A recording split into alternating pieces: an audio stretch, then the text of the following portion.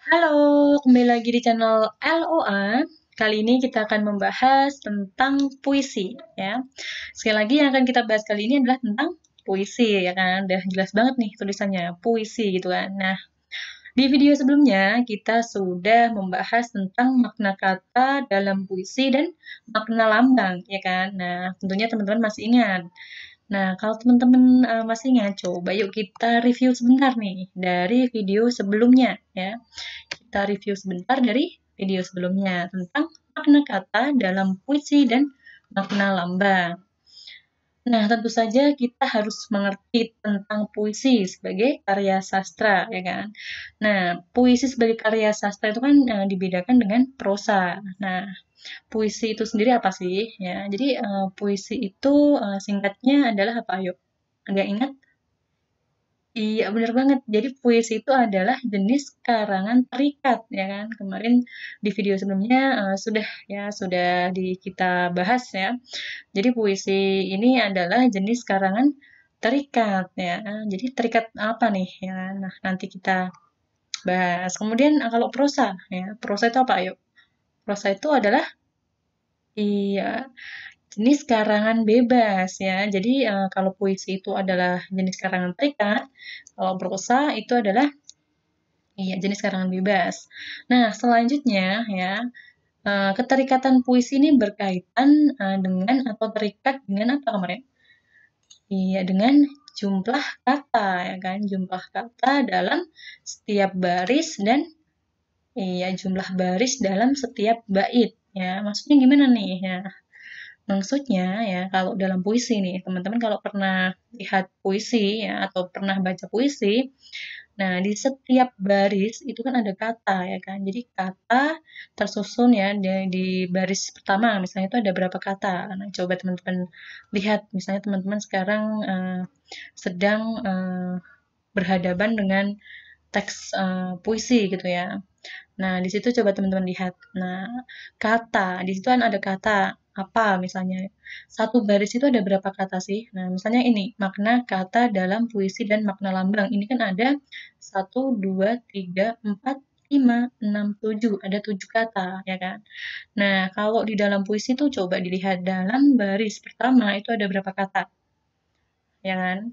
Nah, kemudian baris pertama, kedua, ketiga, keempat, ya biasanya dan seterusnya itu ya biasanya kalau ada jedanya itu nanti dinamakan bait ya.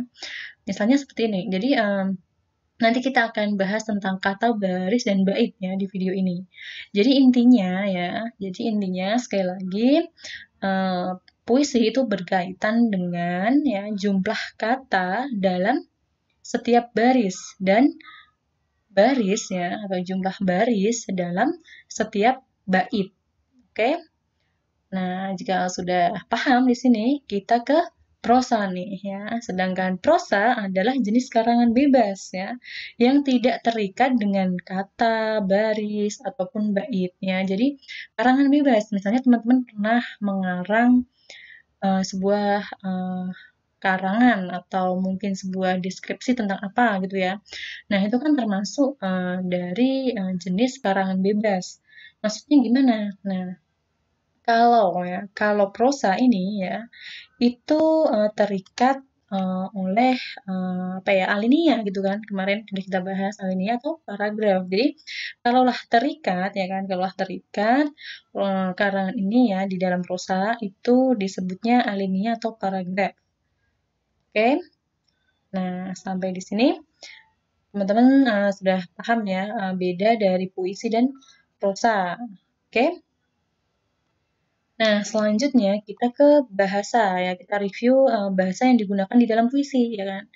Oke, bahasa yang digunakan dalam puisi itu bagaimana? Nah, bahasa yang digunakan itu terbatas ya. Jadi dalam puisi itu tidak seperti kita mengarang bebas di dalam suatu paragraf gitu kan. Kalau di karangan bebas ya, kita kan bisa mengarang misalnya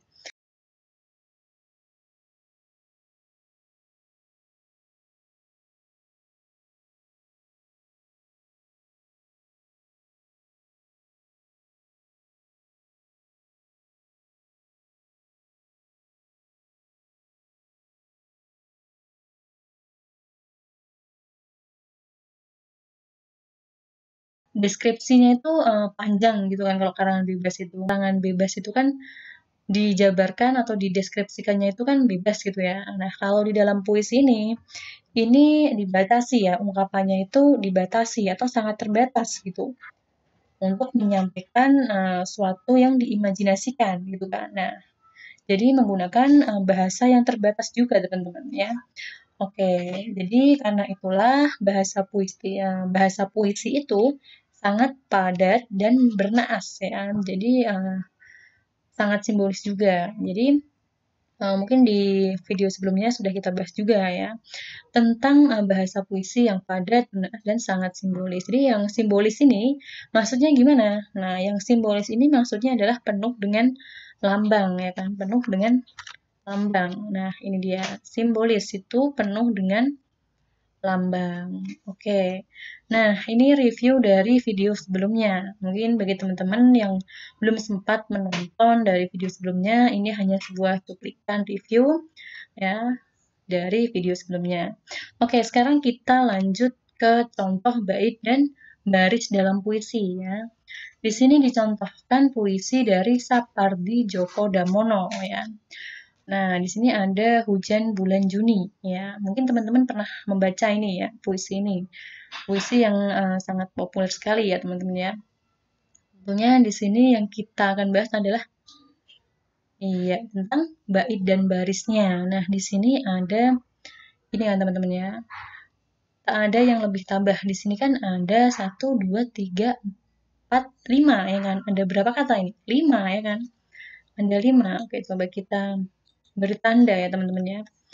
Di sini 1 ya, 2, 3, 4, 5. Oke, di sini ada 5 kata ya kan. Nah, jadi jumlah kata dalam setiap baris ya kan. Jadi terikat oleh jumlah kata dalam setiap baris tadi ya kan. Nah, dalam satu baris ini ada 5 kata yang mewakili suatu ungkapan yang mungkin ungkapannya itu panjang gitu ya deskripsinya. Nah, di sini hanya diungkapkan dengan kata-kata yang terbatas nih, misalnya tak ada yang lebih tabah, ya kan? Tak ada yang lebih tabah. Nah, di sini kan si pembaca diminta untuk apa? Mengimajinasikan sendiri ya, maksudnya gimana ini? Tak ada yang lebih tabah ya kan. Nah, untuk mengartikannya tentunya si pembaca harus membaca baris-baris selanjutnya ya kan, baris kedua, ketiga, sampai dengan baris terakhir. Mungkin untuk apa? Untuk apa ya? Iya, untuk memahami makna secara mendalam dari arti puisi yang ditulis oleh di sini adalah Sapardi Djoko Damono misalnya. Nah, jadi seperti itu. Jadi puisi itu menggunakan bahasa yang terbatas itu maksudnya seperti itu ya teman-teman ya. Jadi tidak seperti mengarang karangan bebas gitu. Jadi bedanya seperti itu. Nah, kemudian bait nih ya. Di sini maksudnya bait itu ini ya. Jumlah baris dalam setiap bait. Ini dimisalkan ada 1, 2, 3, 4 ya, ada 4 baris. Nah, di sini 4 baris ini dinamakan sebagai bait ya, bait 1 nih ya. Oke, kita hapus dulu ya. Bait 1 ya kan. Karena di sini ada beberapa bait ya. Di sini ada berapa bait ini? Hayo ada berapa? Tulis di kolom komentar nih. Pasti pada tahu semua ya kan. Iya, bener banget. Ada 3 ya kan. 1, 2, 3. Di sini ada 3 bait ya. Barisnya masing-masing sama di sini. Yaitu ada 4 ya kan. 1, 2, 3, 4. Nah, di bait kedua juga ada 4 baris.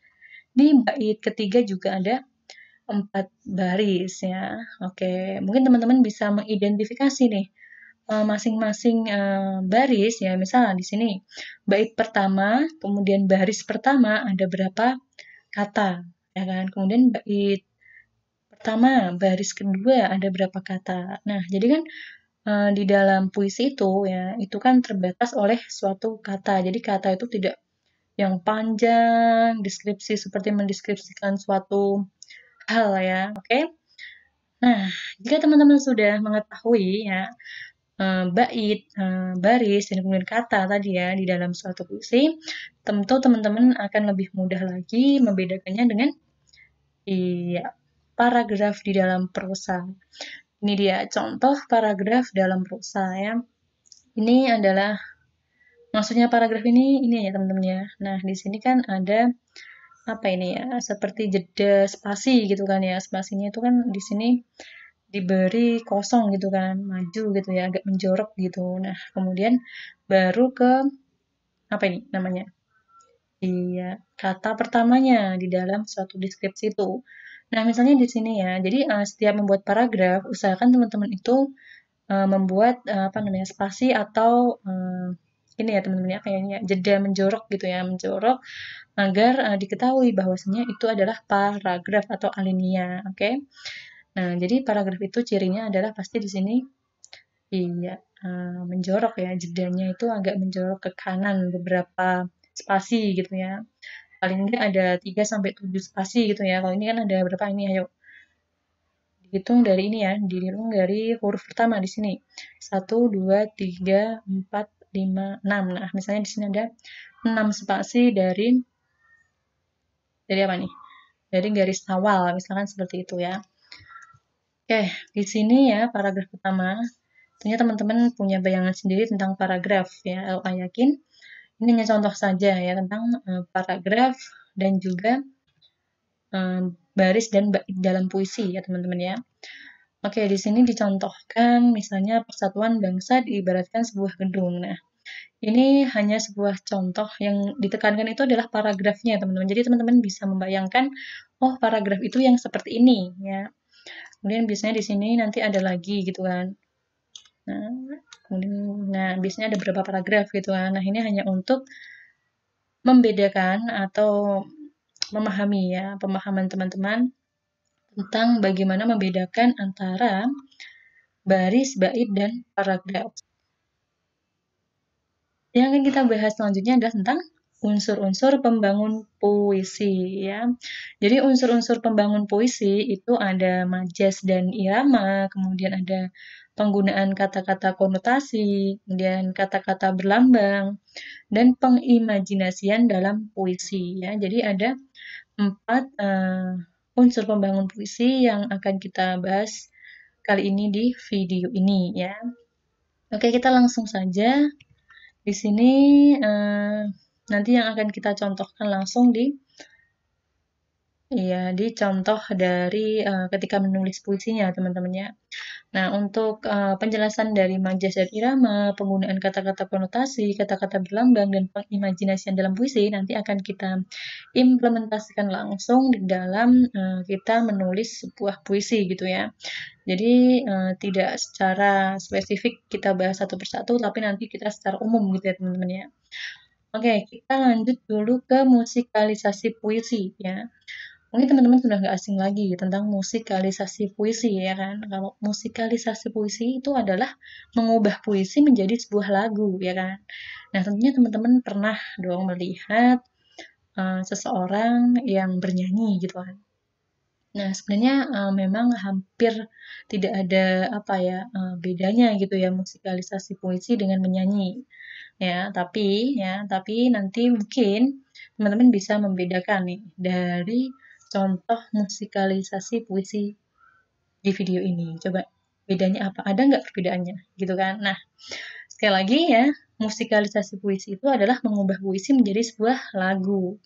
Antara puisi dengan musik harus memiliki keselarasan. Oke, di sini disajikan sebuah contoh musikalisasi puisi dari Sapardi Djoko Damono yang berjudul Hujan Bulan Juni. Silahkan disimak dulu. Coba menurut teman-teman ada bedanya nggak dengan puisi dengan lagu? Oke, jika teman-teman menyimak benar-benar dan kemudian teman-teman menemukan perbedaannya, teman-teman bisa komen di bawah. Oke? Silahkan menyimak musikalisasi puisinya.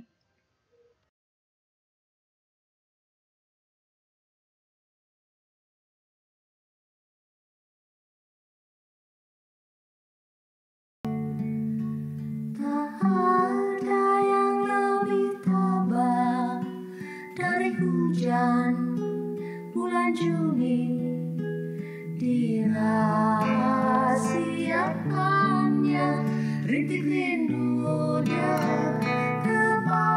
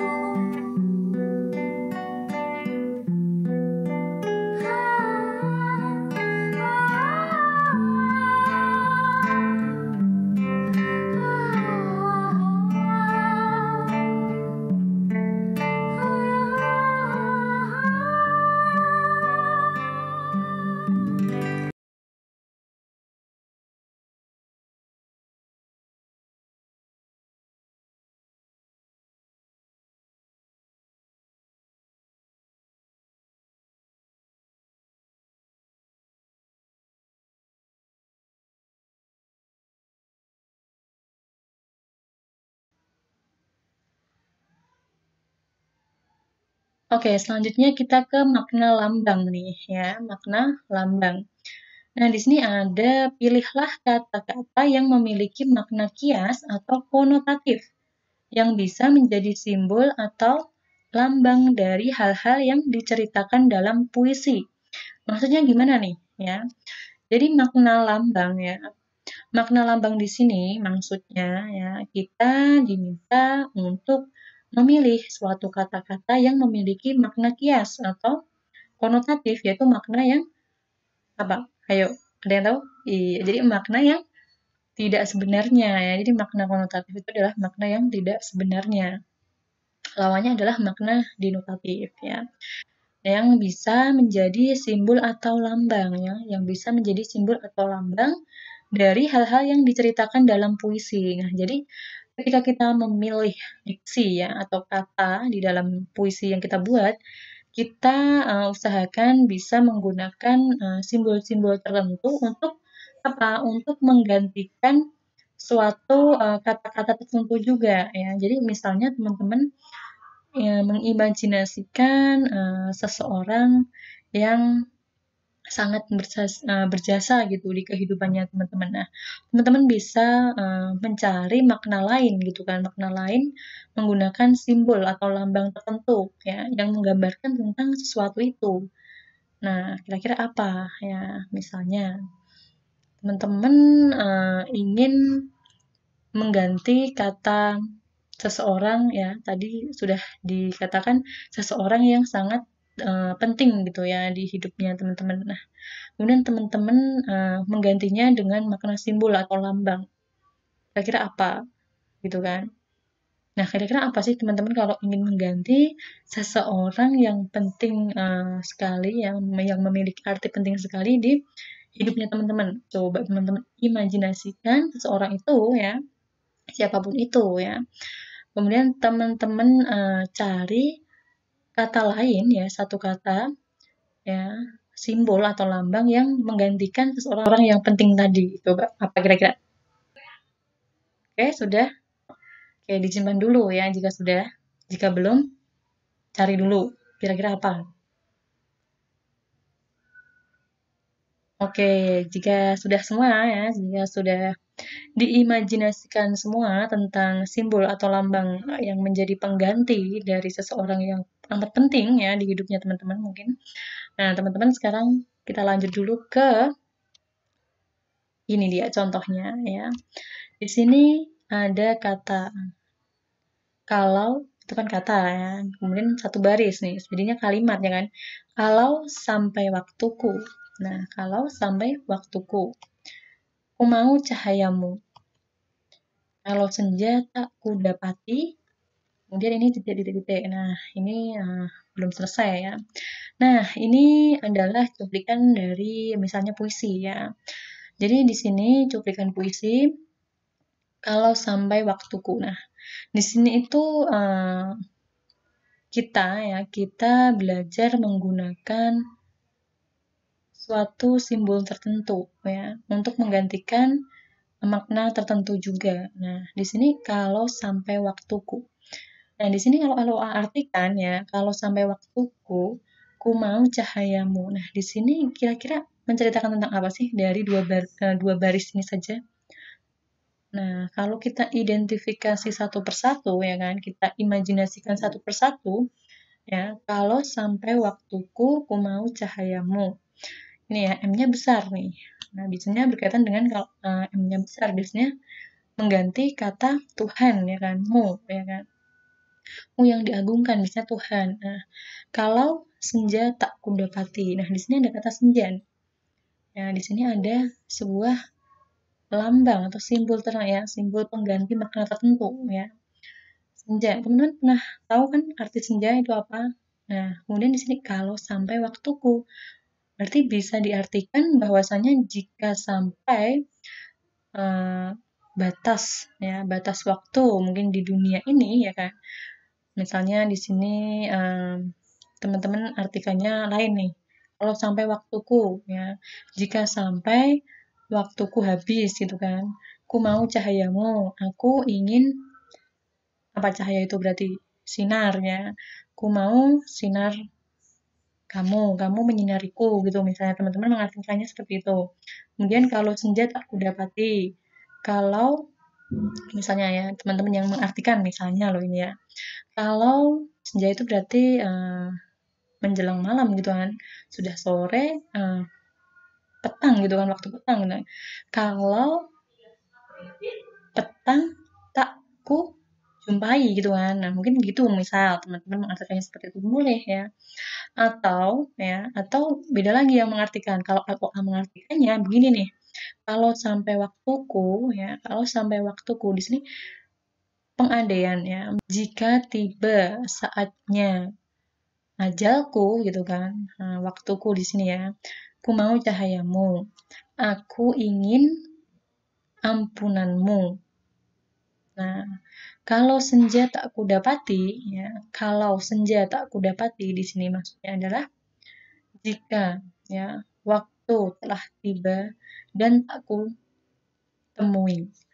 Siapa di sini titik-titik seperti itu. Nah, jadi ketika kita mengartikan makna dalam puisi itu kita benar-benar harus yang membaca berulang kali, kemudian benar-benar apa ya, melihat kira-kira puisi ini tuh lebih kemana ya, mengarah kemana artinya gitu. Biasanya puisi memang sulit sekali ditebak maknanya gitu kan. Nah, dari makna-makna lambang biasanya bisa kita bisa kita artikan ya, bisa kita mengerti. Oh, jadi kalau seperti ini korelasinya dengan ini nanti artinya seperti ini. Nah, nanti akan ketemu tuh ya arti yang sebenarnya gitu. Jadi tidak secara serta-merta teman-teman mengartikannya secara mentah. Jadi teman-teman mengartikannya tidak boleh apa adanya gitu ya. Jadi biasanya dalam puisi itu ya artinya itu biasanya ada apanya ya. Maksudnya lebih ke dalam gitu ya. Kalau sampai waktuku, ku mau cahayamu. Kalau senja tak kudapati. Nah, jadi bukan serta-merta makna yang sebenarnya, tetapi makna konotatif tadi ya. Jadi makna yang tidak sebenarnya. Oke, seperti itu teman-teman. Nah, kita lanjut lagi nih. Kalau teman-teman sampai di sini ada yang kebingungan, teman-teman bisa pause dulu, teman-teman ambil minum dulu ya, biar lebih tenang gitu ya, mendengarkan atau melihat video ini. Oke, selanjutnya bagi yang sudah minum gitu ya, kita lanjut ya. Kita lanjut lagi, setelah di pause kita lanjut lagi nih. Menulis puisi. Nah, kalau menulis puisi itu sebenarnya mudah banget ya. Pasti teman-teman di sini pernah dong menulis puisi, ya kan? Pernah dong menulis puisi. Pernah, jawab pernah gitu ya. Jadi menulis puisi itu mudah banget kok sebenarnya ya. Di sini diibaratkan atau dicontohkan aja lah. Di sini ada apa nih? Vas bunga ya kan. Di sini ada vas, di sini ada bunga, di sini ada pita, di sini ada apa nih? Sepeda ya, sepeda yang apa nih kayak gini tuh namanya. Apalah itu ya namanya, punya sepeda gitu ya. Ini di sini ada pagar, ada rumput, ada kayu. Dari gambaran ini, ya, dari gambaran ini, teman-teman tuh sebenarnya bisa menulis puisi. Bisa menulis puisi. Nah, di video LOA ini langsung saja LOA contohkan ya puisinya seperti apa. Ini dia puisinya tentang bunga hatiku gitu ya. Misalnya kan tadi yang teman-teman sudah di slide sebelumnya tadi kan teman-teman sudah menyimpan apa tadi? Kata yang menggantikan seseorang yang penting di dalam hidupnya teman-teman. Nah, misalnya di sini digantikan dengan kata bunga hatiku. Boleh tuh ya. Atau digantikan dengan nama lain juga boleh ya. Coba teman-teman menggantikannya dengan nama apa sih? Coba bisa komen di bawah juga ya. Dari tadi suruh komen terus ya. Nah, kalau nggak komen juga nggak apa-apa ya. Oke, kita lanjut aja langsung menulis puisi ya. Biar teman-teman langsung menerapkan cara menulis puisi itu mudah ya. Jadi di sini teman-teman jangan diibaratkan ya. Teman-teman seolah-olah melihat gambar ini ya. Sekali lagi teman-teman seolah-olah melihat gambar ini karena memang teman-teman sudah melihat gambar ini, oke? Oke, jadi kalau teman-teman sudah melihat gambar ini, kita imajinasikan tentang sebuah bunga. Ini kan bunga ya kan. Kita buat aja judulnya Bunga Hatiku gitu ya. Karena bunga ini telah membuat kita terpesona melihat bunga yang indah ini gitu kan. Nah, kemudian kita lanjut ke baris pertama tentang membuat puisi ini ya. Jadi dari Bunga Hatiku kita sudah mendapati judulnya adalah tentang bunga hatiku karena kita terpesona dengan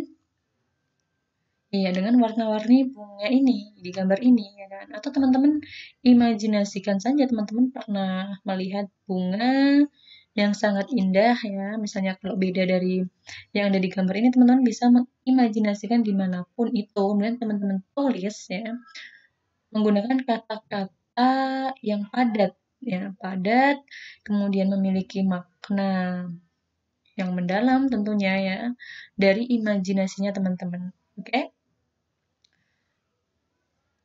Itu hanya sebuah contoh ya, sebuah contoh lain yang bisa teman-teman pakai untuk menulis puisi. Kita kembali lagi untuk yang puisi di dalam video ini ya. Di sini dicontohkan adalah gambar ya.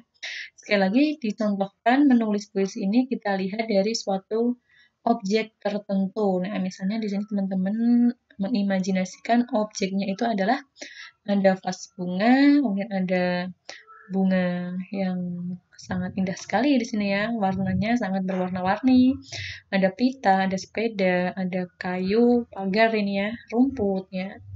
Kemudian alasnya di sini ada kayu. Nah, di sini di video ini LOA contohkan judulnya itu adalah Bunga Hatiku ya, karena di sini bunga ini sudah memikat penglihatan dari LOA gitu ya. Jadi wah ini indah sekali gitu kan. Nah, terus kemudian LOA tulis saja Bunga Hatiku gitu ya karena terpesona dengan rangkaian bunga-bunga indah ini ya kan. Selanjutnya kita tulis sesuai dengan apa yang kita lihat saja. Kulihat kecantikanmu ya, kecantikan dari si bunga ini ya.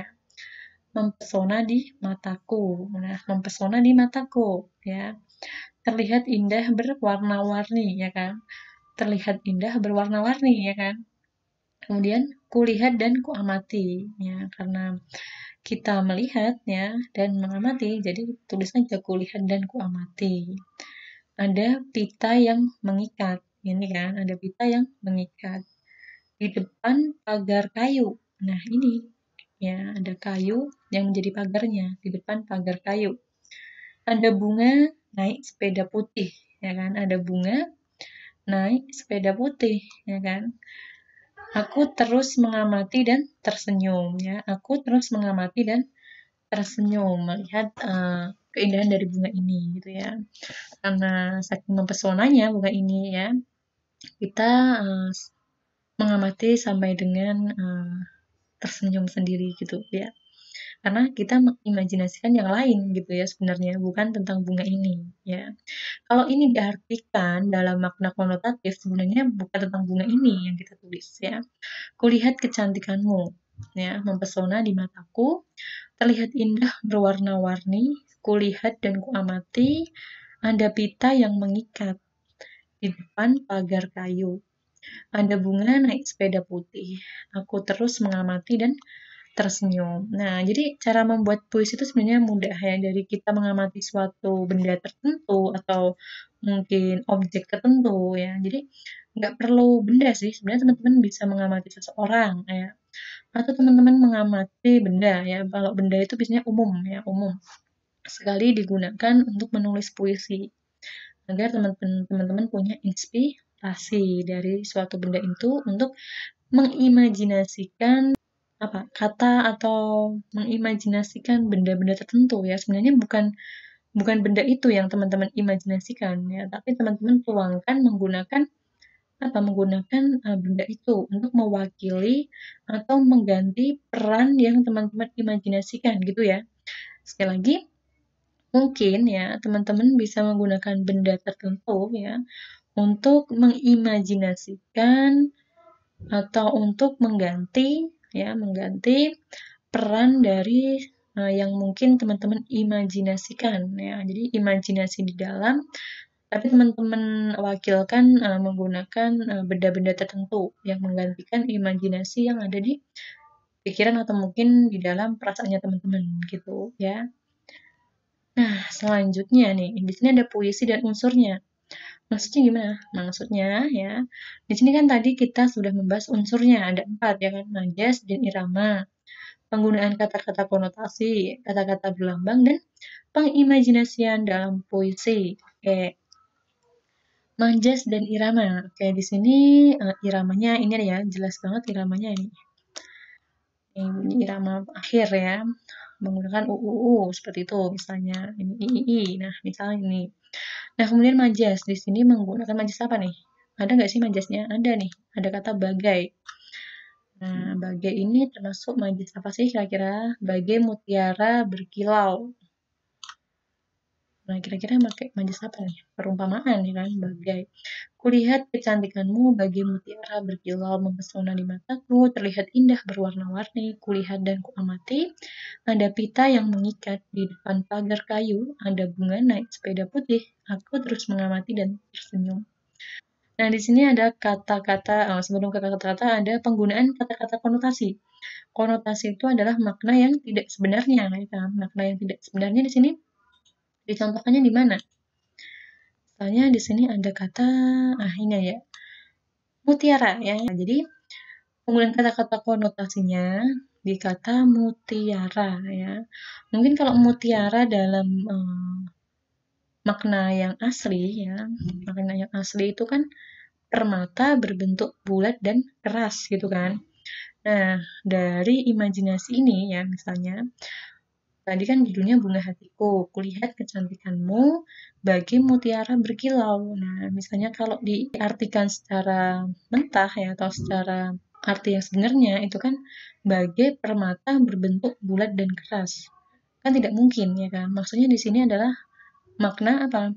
Makna konotasinya ya. Jadi kita ambil makna yang tidak sebenarnya ya, bagai mutiara berkilau. Maksudnya adalah bagai sesuatu yang berharga gitu ya di dalam imajinasi kita.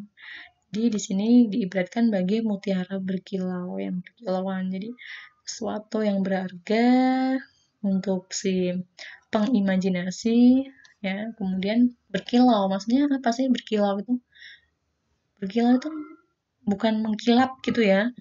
Ya, kalau makna sebenarnya itu kan mengkilap, tapi berkilau di dalam arti puisi ini itu lebih dalam lagi ya, bagi mutiara berkilau. Jadi, bagi mutiara berkilau ini ya, kalau mutiara secara makna sebenarnya itu kan artinya mutiara permata berbentuk bulat dan keras gitu ya. Sedangkan di sini mutiara di sini diartikan sebagai mutiara yang makna konotasi ya. Jadi bagi mutiara bagai sesuatu yang berharga gitu ya.